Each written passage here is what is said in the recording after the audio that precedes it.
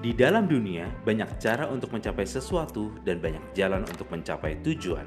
Tapi kalau berbicara tentang jalan menuju ke akhirat nanti, apakah betul tersedia banyak pilihan atau hanya ada satu jalan yang lurus menuju ke sana? Siapa kamu sebelumnya atau apa yang sudah kamu lakukan sebelumnya tidaklah penting. Yesus Kristus telah datang ke dunia untuk menyelamatkan orang berdosa dan kita semua adalah orang berdosa. Tidak ada satupun orang yang bisa diselamatkan kalau bukan karena kasih karunia Allah.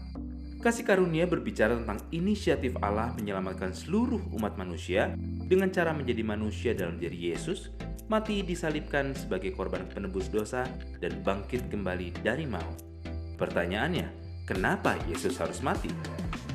Yang pertama jawabannya adalah karena setiap orang adalah pendosa dan telah kehilangan kemuliaan Allah. Roma 5 ayat 12 juga menyatakan kepada kita bahwa melalui Adam, manusia pertama yang diciptakan Allah, dosa telah masuk ke dalam dunia dan diteruskan kepada semua manusia. Dosa yang diteruskan ini dikenal sebagai dosa warisan. Sebagaimana kita mewarisi karakter-karakter fisik dari orang tua kita, maka kita juga mewarisi natur dosa kita dari Adam. Sebab yang kedua adalah hukuman dosa adalah maut.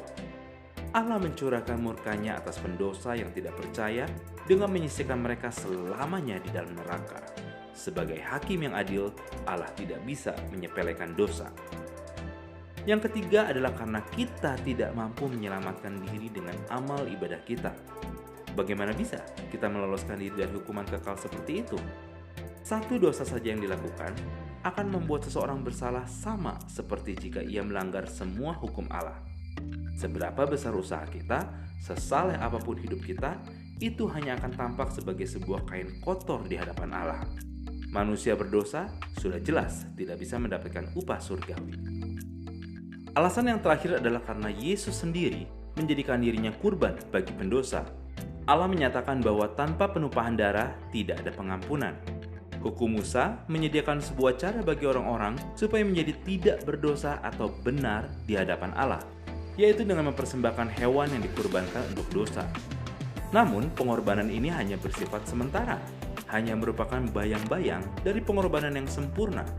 Pengorbanan satu kali untuk selama-lamanya, yaitu oleh persembahan tubuh Yesus Kristus, pribadi yang sempurna tanpa noda dosa, di atas kayu salib.